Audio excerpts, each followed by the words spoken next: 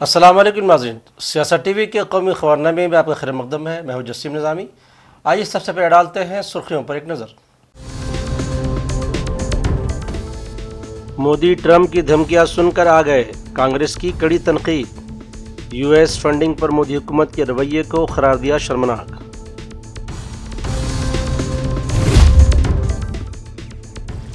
मुसलमानों के साथ कोई ज्यादती होने नहीं दी जाएगी, वक्फ तरमीम बिल के हवाले से उलमा काउंसिल ऑफ इंडिया को चंद्रबाबू नायडू की यकीन दहानी।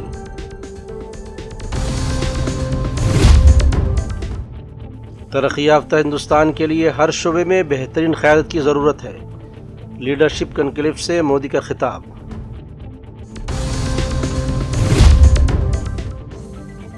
और संभल में पत्थरबाजी के इल्ज़ाम में क़ैद खातून की दरख्वास्त जमानत मंजूर, दूसरे 79 अफराद अब भी सलाखों के पीछे। तो ये तो सुर्खियाँ, अब खबरें तफसील से। कांग्रेस के सीनियर रहनुमा तर्जुमान पवन खेड़ा ने बीजेपी हुकूमत को यूएसआईडी यानी फंडिंग के मामले पर शदीद तनकीद का निशाना बनाया। उन्होंने कहा कि पिछले एक हफ्ते से ये कहानी गर्दिश कर रही है कि अमेरिका की एक एजेंसी ने मोदी हुकूमत को गैर मुस्तहकम करने के लिए $21 मिलियन दिए हैं। अगर यह रकम वाकई हिंदुस्तान में आई तो ये मुल्क की सिक्योरिटी एजेंसियों के लिए बाइस शर्म है कि वो इसे रोक न सकीं। उन्होंने मजीद कहा कि जब मोदी हुकूमत से इस मामले पर सवाल किया गया तो उनका जवाब था कि ये फंडिंग 2012 में यूपीए हुकूमत के वक़्त आई थी। इस जवाब पर सवाल उठाते हुए पवन खेड़ा ने कहा कि अगर वाकई ऐसा है तो क्या बीजेपी 2014 का इलेक्शन उसी रकम से जीती थी। उन्होंने वाज़ेह किया कि हकीकत में ये $21 मिलियन हिंदुस्तान नहीं बल्कि बांग्लादेश के लिए एनजीओ को दिए गए थे। हम बार बार इनसे पूछना चाहते हैं कि आप ट्रंप साहब की धमकी सुनकर आ गए। उन्होंने कहा कि हम ब्रिक्स खत्म कर देंगे, मुस्कुरा रहे हैं साहब। उन्होंने कहा टैरिफ लगा देंगे भारत पर, मुस्कुरा रहे हैं साहब। ट्रांसलेटर दो थे, इसलिए कोई ये नहीं कह सकता कि उन्हें अंग्रेजी समझ में नहीं आ रही थी। दो ट्रांसलेटर थे। मुस्कुराइए मत, वो भी मुस्कुरा रहे थे, आप भी मुस्कुरा रहे हैं। जिन F-35 विमानों को खुद वहां के अदानी, अमेरिका के अदानी एलॉन मस्क बोल चुके हैं कि यह कबाड़ है, वही F-35 भारत पर थोपे जा रहे हैं और साहब मुस्कुरा रहे हैं। यह हुआ अमेरिका में, और हमें आकर कहते हैं कि हम यूएसएड से पैसा लेके इन्हें अस्थिर करते हैं।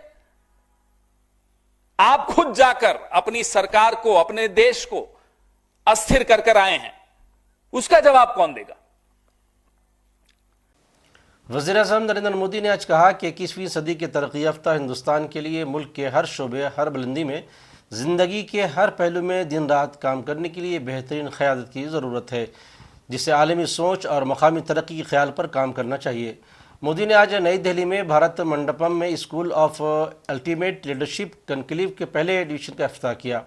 भूटान की वज़ीर-ए-आज़म शेरिंग टोबगे भी इनके साथ मौजूद थे।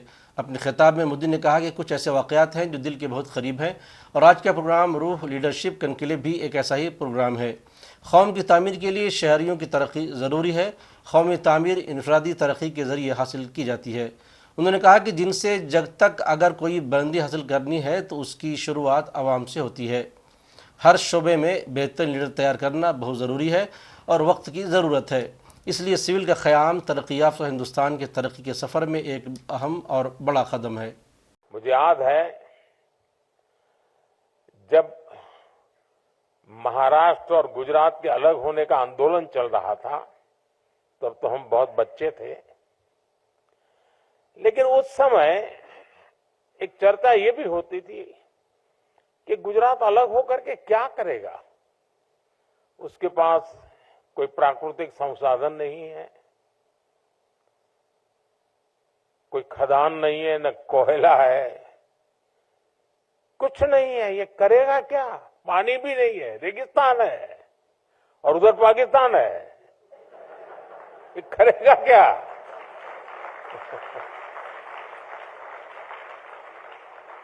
और ज्यादा से ज्यादा इन गुजरात वालों के पास नमक है, और है क्या?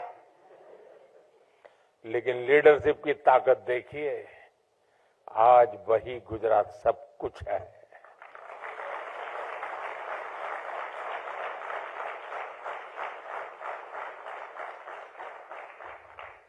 वहां के जन सामान्य में ये जो सामर्थ्य था, रोते नहीं बैठे कि ये नहीं है, वो नहीं है, दिखना नहीं, फलाना, अरे जो है सो वो।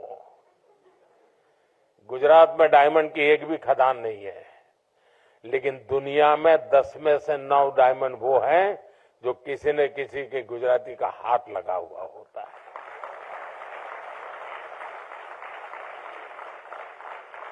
मेरा कहने का तात्पर्य यह है कि सिर्फ संसाधन ही नहीं, सबसे बड़ा सामर्थ्य होता है ह्यूमन रिसोर्स में।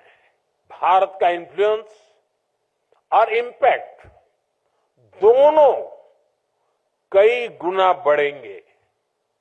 यानी एक तरह से भारत का पूरा विजन, पूरा फ्यूचर एक स्ट्रांग लीडरशिप जनरेशन पर निर्भर होगा।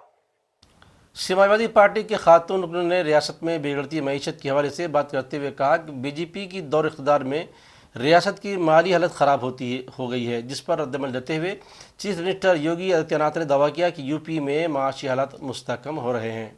नेता सदन से मैं अनुपूरक पूछना चाहूंगी। अनुपूरक नहीं पूछे, अध्यक्ष जी 1 ट्रिलियन इकोनॉमी का दावा कर रहे हैं और साथ ही साथ जो आपने आंकड़े दिए सिर्फ और सिर्फ विभागों के नाम रहे। नेता सदन, मैं आपसे अनुरोध करना चाहूंगी कि मेरा प्रश्न भी यही था और मैं उसे अनुपूरक के रूप में वापस से आपके सामने लाना चाहूंगी कि जिन जिन विभागों, जिसमें कि मैंने जो खुद जानकारी ली है, एग्रीकल्चरल डिपार्टमेंट, एम्प्लॉयमेंट और सर्विसेज के लिए और इंडस्ट्रीज, इन डिपार्टमेंट्स का सबसे ज्यादा योगदान होना चाहिए हमारे अर्थव्यवस्था को 1 ट्रिलियन इकोनॉमी में ले जाने के लिए। और आज वर्तमान की स्थिति में ये सब अपने अपनी जगह से 4-4 टाइम्स जब ज्यादा काम करेंगे, ज्यादा ग्रोथ को देंगे, तब जाकर के हम वहां तक पहुंच पाएंगे। लेकिन कहीं पे भी आपके उत्तर में ये नहीं आया कि 2023-24 से 2024-25 में हमने इन विभागों में कितनी इंप्रूवमेंट लेकर के आए हैं कि हम 2029 तक 1 ट्रिलियन इकोनॉमी पहुंच जाए। और साथ ही साथ नेता सदन, मैं आपसे अनुरोध करना चाहूंगी कि 1 ट्रिलियन इकोनॉमी की होड़ में जो हमारा मिडिल क्लास का पॉकेट है, और ये डेटा में आरबीआई का मैंने यहाँ पे रखा है कि आज मिडिल क्लास की पॉकेट 25% से आकर के जीएसडीपी का 5% पे आ चुकी है। उन परिवारों के लिए सरकार अपने ग्रोथ रेट में कैसे काम कर रही है, उस मिडिल क्लास को उसमें कैसे बचाएगी? बस ये 2 प्रश्न हैं, मैं अनुरोध करूंगी कि आप जवाब दें। मुझे लगता है उनको तथ्यों की जानकारी होनी चाहिए कि उत्तर प्रदेश ने $1 ट्रिलियन की इकोनॉमी बनाने के लक्ष्य को रखा है और भारत 3 नहीं बल्कि $5 ट्रिलियन की इकोनॉमी बनने के दिशा में अग्रसर हुआ है। आपकी पीड़ा को मैं समझ सकता हूं, क्योंकि जो आपके नेता बोलते हैं कि भारत कभी विकसित देश नहीं बन सकता, तो आप तो उनका अनुसरण करेंगे ही करेंगे कि उत्तर प्रदेश कभी $1 ट्रिलियन की इकोनॉमी नहीं बन सकता। ये वक्तव्य आपका अपनी पार्टी के अनुसार, समाजवादी पार्टी की मंशा के अनुरूप उपयुक्त ही है।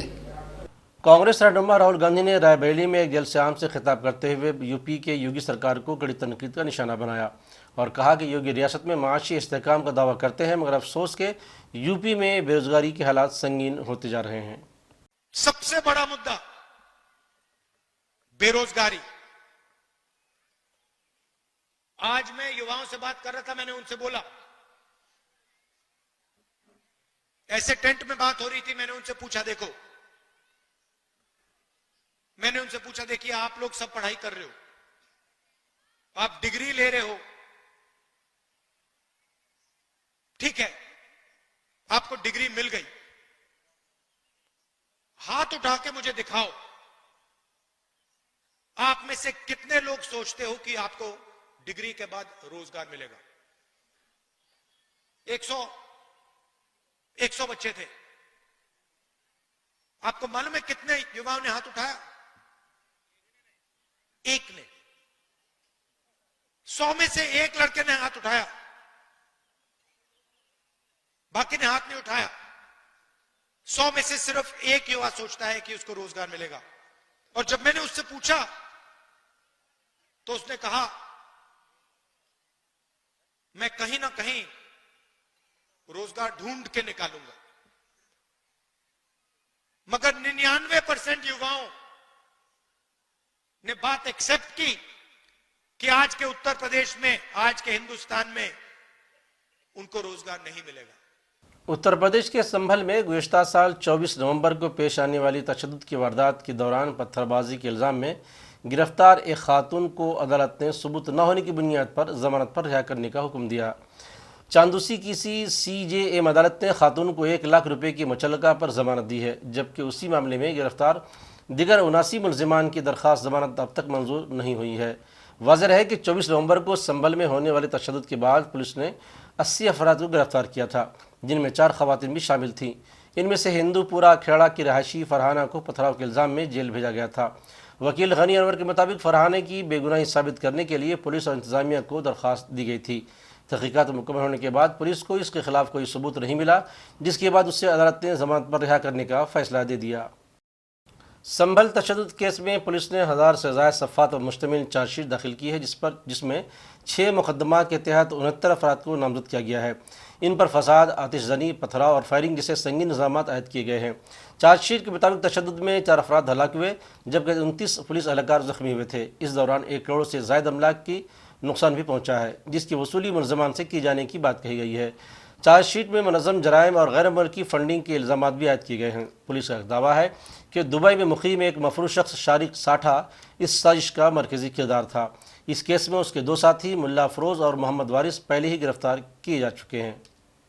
चीफ मिनिस्टर आंध्र प्रदेश और तेलुगु देशम पार्टी के सरबराह एन चंद्रबाबू नायडू ने यकीन दहानी कराई है कि मुसलमानों से मुताल्लिक़ इंतखाबी मंशूर में जो वादे किए गए हैं उन्हें जल्द और कुछ को बतदरीज पूरा किया जाएगा।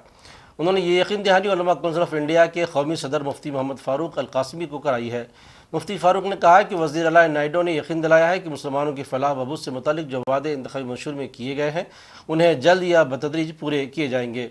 साथ ही उन्होंने कहा कि हुकूमत जल्द अक़लियती जनरल यूनिवर्सिटी से मुतल्लिक़ मंसूबे पर गौर खौज करेगी। उनका कहना था कि वक्फ तरमीमी बिल के सिलसिले में हमने वज़ीर आला से मुलाकात करके उस बिल के नुकसानात से आगाह किया था और जिसमें उन्होंने कहा था कि मुसलमानों के साथ किसी तरह की कोई ज़्यादती होने नहीं दी जाएगी। अपनी पहली काबीना मीटिंग में की सदारत करने के बाद दिल्ली की वज़ीर आला रेखा गुप्ता ने वजारती ख़लमदानों की तक़सीम का ऐलान किया। गुप्ता ज़ाती तौर पर अहम महकमों को संभालेंगी, बशमूल जनरल एडमिनिस्ट्रेशन, फाइनेंस, रेवेन्यू, ख़वातीन और बच्चों की तरक्की, विजिलेंस और मनसूबाबंदी के साथ दीगर गैर तफवीज़ करदा महकमे। इसके अलावा दीगर अहम वजारतों को रेखा गुप्ता ने मुख्तलिफ वज़रा के हवाले किया है। आने के लिए बहुत बहुत धन्यवाद करती हूँ, आप सभी का स्वागत है। और आज हमारी पहली कैबिनेट मीटिंग हुई जिसकी ब्रीफिंग मैं आपको देने वाली हूँ, तो स्वागत, अभिनंदन। सबसे पहले तो मैं हमारे सभी मंत्रियों का आपस में जो विभागों का विभाजन हुआ है उसकी जानकारी आपको देना चाहूँगी।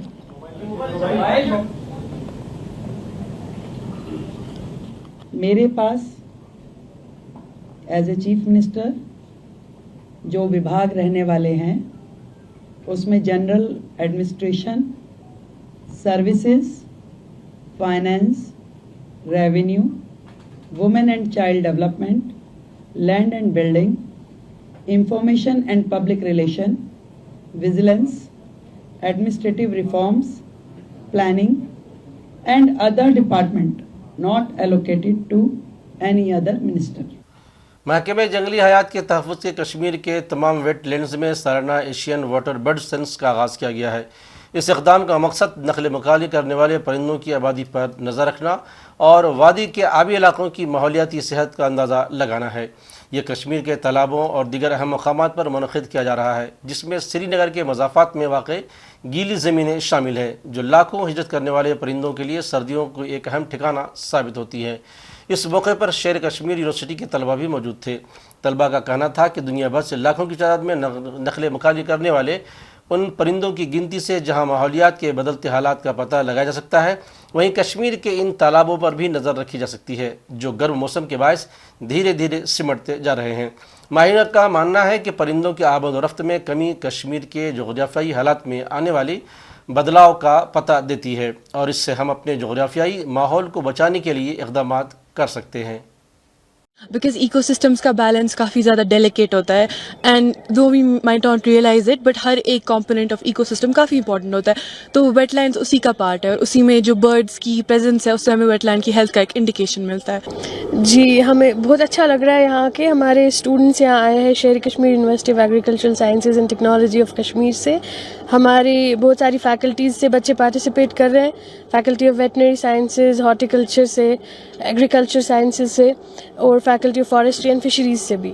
हम शुक्रगुजार हैं वाइल्ड लाइफ डिपार्टमेंट का कि उन्होंने हमारे स्टूडेंट्स को भी ये मौका दिया, और हम शुक्रगुजार हैं अपनी यूनिवर्सिटी शेर Kashmir university of agricultural sciences and technology की कि उन्होंने हमारे स्टूडेंट्स को यहाँ आने का मौका दिया ताकि वो यहाँ देखें सेंसस कैसे करते हैं, इनकी टेक्निक्स को सीखें और ना ही सिर्फ टेक्निक सीखें और सेंसस करे भी, कंट्रीब्यूट करे सोसाइटी को। ज़रूरी होता है, फी साल होते हैं। आज इस साल भी नहीं हुआ, लेकिन पिछले सालों से आई है। लेकिन हमने आज तो थोड़ा लेट ही लिया था क्योंकि यहाँ तो इस साल को बारिश नहीं आई थी, बर्ड्स की कमी उस वक्त थी। आज तो शुक्र अल्लाह का, आज बर्ड्स में बहुत आ गई थी। और आखिर में सुर्खियों पर एक और नज़र। मोदी ट्रंप की धमकियां सुनकर आ गए, कांग्रेस की कड़ी तनकीद। यूएस फंडिंग पर मोदी हुकूमत के रवैये को करार दिया शर्मनाक।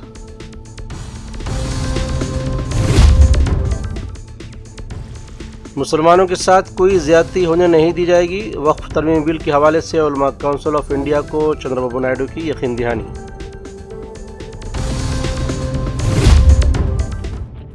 तरक्की याफ्ता हिंदुस्तान के लिए हर शोबे में बेहतरीन क़यादत की ज़रूरत है, लीडरशिप कॉन्क्लेव से मोदी का खिताब।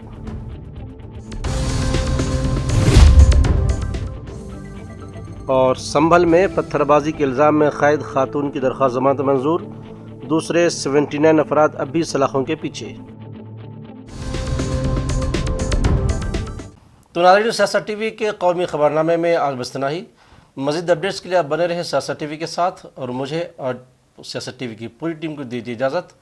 अल्लाह हाफिज़।